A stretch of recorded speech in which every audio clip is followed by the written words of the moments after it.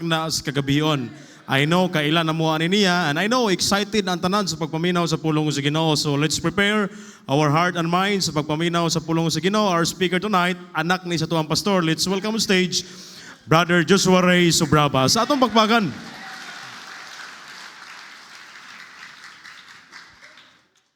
Thank you, Pastor Lloyd. First and foremost, I would like to thank you, our Lord and Savior Jesus Christ, nga gitagay ko niyag time, nga makadala siya pulong. And second of all, I would like to thank our pastor, Pastor Ray, to give me this time to preach His Word of God. So I would like everyone to stand for the reading of His Word. Open your Bibles in the book of Romans, chapter 12. Verses 1 and 2, ako lay magbasa sa verses, sundan lang sa inyong mga mata. Romans chapter 12, verses 1. I beseech you therefore, brethren, by the mercies of God, that ye present your bodies a living sacrifice, holy, acceptable unto God, which is your reasonable service. And be not conformed to this world, but be ye transformed by the renewing of your mind, that ye may prove that good and acceptable and perfect will of God. So madata sa pagampoy, doko inyong ulo, ipiyong inyong mga mata. Lord, thank you for the new day you've given us, Ginoo. Thank you for the blessings, the protection. Thank you for the good health. Thank you for protecting the church members as they go to church tonight, Ginoo. And Lord, use me as I preach your word. Guide me in everything I have to say. I'm nothing without you, Lord. In Jesus' name I pray, amen. So you may be seated. So, nakoy pangutana, no? So everyone, gatuo man kisay gatuo diri nga naay Ginoo. Taas ang kamot. Tuo ta nga naay Ginoo, taas kamot. So dagano? Kinya napay usa ka pangutana. Now let me ask you a harder question. Kinsa may gasalig sa Ginoo? Taas kamot. So kanida yung pagtuo ug pagsalig sa Ginoo lahi din no? Because those two are not the same. Those two questions are not the same. Pwede ka mag-tuo sa Ginoo. You can believe that God is real, the Bible is true, and Jesus died for you, and still be in control of your life. So, pwede ka nga mutuo nga na ay Ginoo no nga gatuo ka nga ang Bible tinuod, pero nagkinabuhi ka si mong kaugalingon. So, believing in God but not surrendering is like saying, I trust the driver but refusing to sit down in the car. So, kanina yung gatuo ka sa Ginoo, pero wa kay pagsalig, mura kag kanang naa kay kaila nga driver ba kasi driver dre si Kuya Rene murag moingon ka ba nga gatuo tuo ko nga si Kuya Rene maayo mo drive pero wa ko'y pagsalig kung siya mo drive di ko mo sakay murag yung ana bitaw murag si Kuya Rene maayo na mo drive pero kung siya mo drive di na ko mo sakay murag yung ana nga pagtuo no pero way pagsalig. So our title for tonight is Don't Just Believe but Surrender. So God is not asking for your belief, He's asking for your entire life. Ang Ginoo wala siya nangayo sa imong pagtuo, but yung gipangayo imong tibuok nga kinabuhi. In Romans 12 verse 1 and 2 is a call to stop living for yourself and start living fully for God. So kani atong text sa atong gibasa karon no, this is a verse nga we should stop living for ourselves kanang but we should start living for God nga magsugod ta kinabuhi sa Ginoo. You're either a living sacrifice or you're still living for yourself. So you're either living for God or living for yourself. Don't conform but be transformed by surrendering everything to God. So kanida yung ma-transform ra ka sa Ginoo if you surrender everything to God. If God is truly God, then giving Him part of your life makes no sense. He deserves all of it. Kung gatuo ka nga ang Ginoo, murag walay sense no nga dinhi mo ihatag imong tibok kinabuhi sa iya. Real worship isn't what you say, it's when you offer your whole life to God. Ang kanida yung pagpakalagad sa Ginoo dili lang sa pagstorya, but it's your whole life giving to God. Imong tanang gibuhat si imong kinabuhi, imong gihatag sa Ginoo. God doesn't want to be part of your life, He wants us as a living sacrifice. So ang Ginoo no, di na siya ganahan nga partner siya sa imong kinabuhi, but God wants us to be a living sacrifice for Him. Unsa man ang a living sacrifice for God? Kana makita ang Ginoo sa imong kinabuhi. So, point number 1, dali ara ta mahuman ron. Point number 1, belief is not enough. So if we go to James 2 verse 19, thou believest that there is one God, thou doest well. The devils also believe and tremble. So James is confronting a dangerous idea that just believing in God is not enough. So si James no, yang giingon diha nga, yang gi-confronting nga idea no nga as Christians kaning pagtuo sa Ginoo dili lang ni enough no, dapat imong pagtuo na ay pagsalig. Pwede makamutuo pero way pagsalig, pero di ka pwede mo salig nga walay pagtuo. His response almost sharply, you believe in God? Good. But demons also believe. So si James no, ito makita sa James 2:19, mingon siya nga, kung ikaw mintuo sa Ginoo, maayo. Pero ang mga demonyo gani mintuo sa Ginoo, belief alone does not equal surrender. Kaning pagtuo alone, dili na siya equal nga may surrender ka. Kung mintuo ka sa Ginoo, okay man na, pero kaning pag-surrender mo gini ang nindot no. You can have a correct theology but still live in rebellion. Pwede ka nga nakabalo ka sa tanan about sa Bible, pero nagabuhat ka sa imong unsay imong gusto buhat no, nagkinabuhi ka sa imong kaugalingon. Wa ka nagkinabuhi sa Ginoo bisag nakabalo ka unsay right and wrong, but para sa imo lang imong gibuhat no. So biblical faith is not knowing about God, is trusting Him with your life. So kaning biblical faith di lang din ni pagtuo sa Ginoo, but pagsalig pod sa iya. Saving faith is more than agreement, it's surrender from the heart. So kanideng faith nga nagaluwas ka nato, di lang ni kanang agreement sa Ginoo no, but it's total surrender kanang imong gihatag ang tanan para sa Ginoo. It's not just I believe in God, but it's I belong in God. So kanideng gatuo ta sa Ginoo, walang tagaingon nga amin tuo ko sa Ginoo, but nagkinabuhi ko diha sa Ginoo. We are saved by faith alone, but the faith that save is never alone. So we can be saved by faith alone, but kaning faith nga nagaluwas ka nato no, dili lang ni siya alone. You don't earn salvation by surrender, but real faith leads you to surrender. So kanideng pagtuo nga kaning real faith no, pwede ka ani you can earn real faith nga makaadtog langit, but faith that makaadtog langit maka-change po na sa imong kinabuhi. James is not attacking faith, he's exposing empty belief. So daghang Christians karon no, we believe that God is real, but watag nagkinabuhi di ana no, mura tag gatuo pero watag gasalig.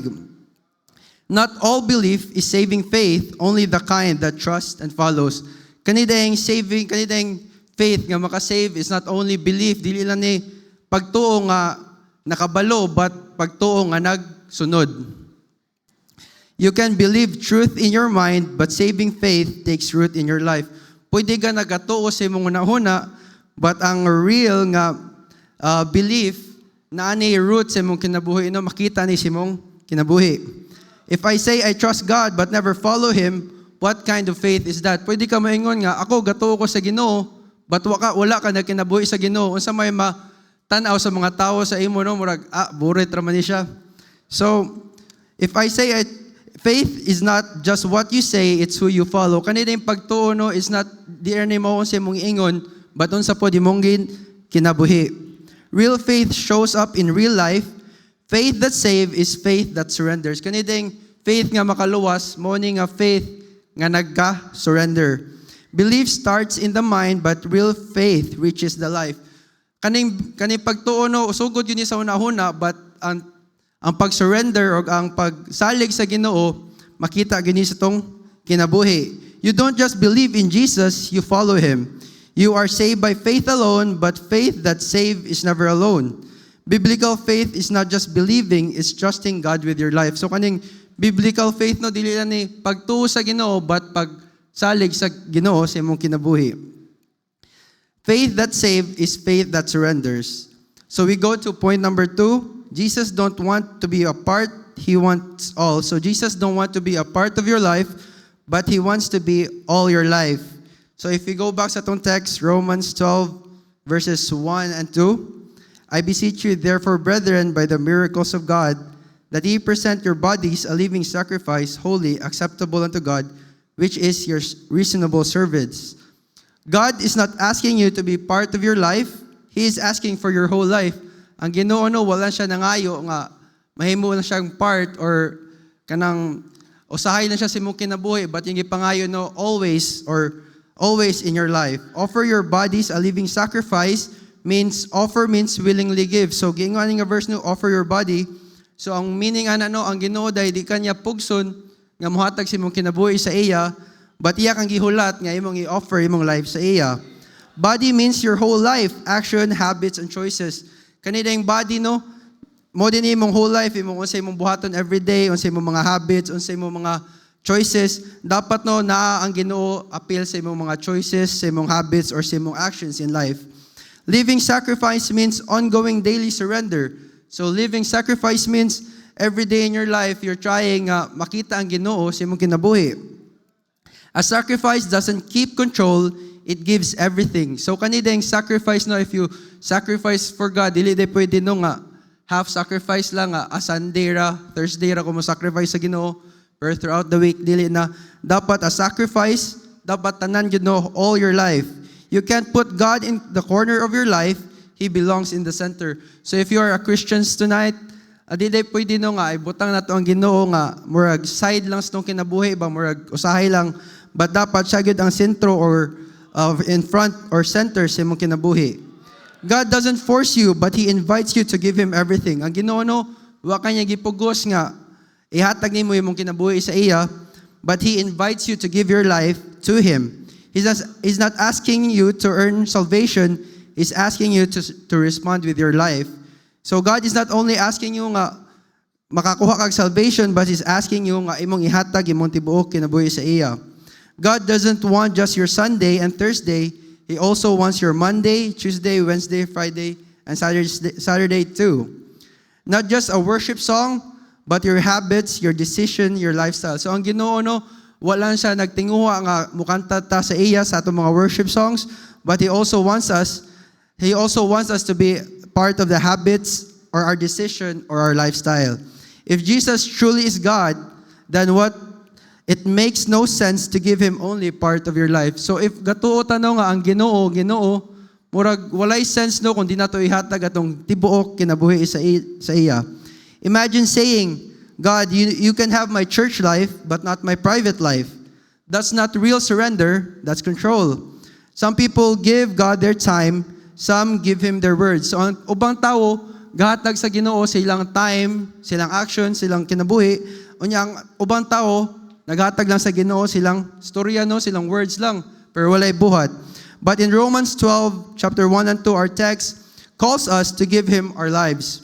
Partial surrender is still in control. So, kung ga-surrender kasi mong kinabuhi no, sa Ginoo, kung imong gi-surrender nga kinabuhi, kay kanarang sa Sunday ra, kung masimba ka, akong gi-surrender na nga time sa Ginoo, you're still in control of your life. You're still not surrendering your life to God. So if God is asking for everything, the real question is, what happens when we actually surrender? So if ang Ginoo nangayo siya sa tong tibuok kinabuhi, ang pangutana no, unsa may mahitabo kung atong ihatag ang atong tibuok kinabuhi sa iya. So we go to point number 3, surrender leads to real life. Matthew 16 verse 25, Jesus says, "For whosoever will save his life shall lose it, and whosoever will lose his life for my sake shall find it."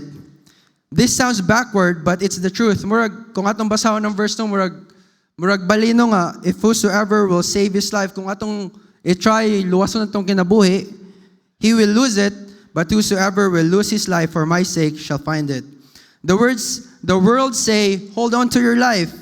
Do whatever makes you happy. Stay in control. You only have one life, so hold on to it.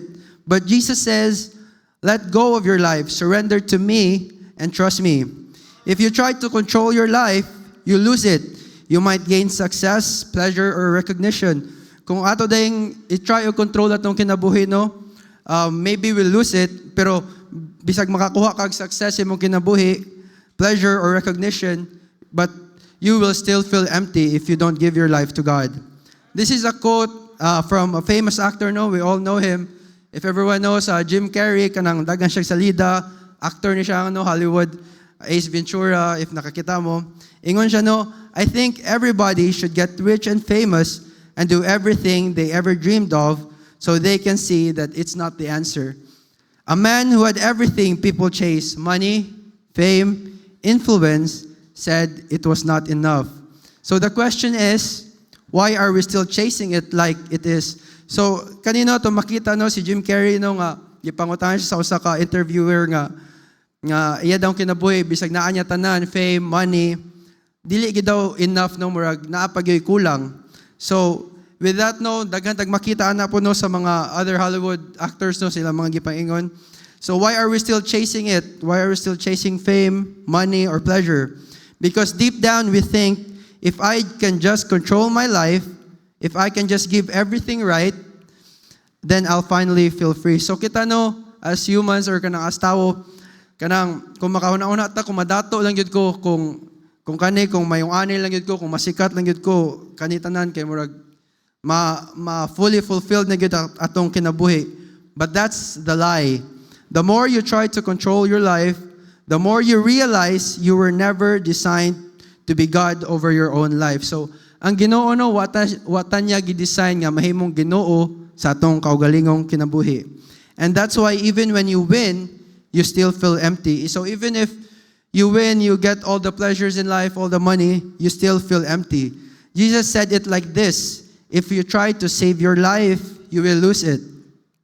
But if you lose your life for Him, you'll actually find it. Kung atong ihatag atong kinabuhi sa Ginoo no, dira nato makita ato ang kinabuhi. So this isn't about losing everything. This is about finally finding what actually satisfies. So kanina yung paghatag sa Ginoo no, sa atong tibuok kinabuhi, di din ingon nga mawala atong tibuok kinabuhi, but dira nato makita kung unsa gyud tano, dira nato makita ang atong kinabuhi. But when you surrender your life to Jesus, you actually find real life. Not just existence, but purpose. Di ilang nato makita atong existence, but atong rason sa kinabuhi nato, no? Not just breathing, but meaning. Di ilang sa ginhawa, but meaning sa atong kinabuhi. Not just temporary happiness, but everlasting joy. Di ilang temporary happiness to makita, but everlasting joy. Think about, no? Una-una ato, no? Think about it like this. Think about holding sand in your hand. Mura kag gagunit og balas ba? Kaysa may nakagunit og balas diri sa beach. If you squeeze it too tight, it slips through your fingers. Kung imong gunitan ang balas noon, imuhang i-control ba, imong gunitag maayo, daghan noog mawala nga balas imong kamot. But if you open your hand, you can actually keep it. But if imo lang i-open imong kamot, ang balas magpabilin sa imong kamot no kung di lang mohangin. That's what life is like. The tighter you hold control, the more you lose. The more you surrender to God, the more you actually gain. Surrender is not losing, it's finding. You don't lose your life. You lose the empty version of it. So if you surrender your life to God, dili day imong kinabuhi mawala, but ang kinabuhi nga walay bili mo'y mawala sa imo. And gain the life God created for you. Jesus is not trying to take life from you. He's trying to give you real life. A life with direction, a life with peace, and a life that actually matters. The question is not, what will I lose if I surrender? The real question is, what am I missing if I don't? So ang pangutana di ani no, ingon nga, kung akong ihatag sa akong kinabuhi sa Ginoo, unsa may mawala nako, but ang pangutana nga tinuod no, kung di na ko ihatag akong kinabuhi sa Ginoo, unsa may mawala nako. So here's where it all comes together. Belief is not enough. So kaning pagtuo lang sa Ginoo no, di lang din it is not enough. Partial surrender is still in control. Kung surrender kasi mo kinabuhi sa Ginoo pero dili gyud tibuok kinabuhi nimo, you're still in control of your life, no? You still did not surrender to God. And real life is only found when you give everything to Jesus. So ang tinuod nga kinabuhi, makita ra gyud nimo kung ihatag nimo ang imong tibuok kinabuhi sa Ginoo. And this is actually what Jesus calls us to do. So mo ni ang gitawag sa Ginoo kanato no. Before He left, He gave us a command in Mark 16:15, and He said unto them, "Go ye into all the world and preach the gospel to every creature." But think about this. you can truly go for Jesus. You can't truly go for Jesus if you haven't surrendered to Jesus. Unsa na to pag-follow sa command sa Ginoo kung wala na to gihatag atong tibok kinabuhi sa iya, no? You can't preach him if you're still living for yourself. So unsa man na to pag preach sa gospel sa ubang tawo kung gakinabuhi ta sa atong kaugalingon ug wa ta ga surrender sa iya. The mission starts with surrender. So kaning mission nga gihatag sa Ginoo kanato no sugod ni sa pag-surrender sa imong kinabuhi sa Ginoo. God doesn't just save you from something, He saves you from something. Ang Ginoo no wa niya giluwas para gamiton, but giluwasan niya para iyang magamit. When you surrender your life to Him, you don't just believe, you follow. Kung gisurrender nimo imong kinabuhi sa Ginoo, wala lang gagatuo, but ga buhat. You just don't receive, you go. Di lang ka gadawat, but ga adto. You just don't hear, you obey. Di lang ka naminaw, but gatuo. Christianity is not just about going to heaven. It's about living for God now, representing Jesus here, bringing others to Him. Kanina yung pagka-Christian, no, di lang naingon nga, muadto kog langit, but being a Christian means, nagkinabuhi ko sa Ginoo karon, ako siyang gi-represent ani nga kinabuhi, bringing others to Him, or gadala ko mga tao diha sa Ginoo. Jesus didn't die just so you could believe in Him. Ang Ginoo, no, wala siya nagpakamatay sa cross para mutuo ka sa iya. He died so you could belong to Him, live for Him, and go for Him. So nagpakamatay siya sa cross, no, para ikaw maiya, o ikaw magkinabuhi para sa iya, o ikaw musunod kaniya. So I'll ask you again, you believe in God. So mangutana ko balik, no, mintuo ba mo sa Ginoo? But have you ever surrendered your life to God? Because at the end of the day, it's not do you believe, it's who is in control of your life. So in the end of the day, no, di lang pangutana ang Ginoo nga gatuo ba ka? But iyang pangutana, no, kinsa may ga-control sa imong kinabuhi? Ikaw ba or ang Ginoo? So tonight, Christians, don't just believe. I ask you, you should surrender your life to God so you can find the real life in this world. So dili na ta magtuo sa Ginoo, no, but we should surrender atong ihatag, atong isalig, atong kinabuhi sa Ginoo kay para makita nato atong kinabuhi dira sa iya. O good night, maura to atong balik karon. Thank you for listening and good afternoon.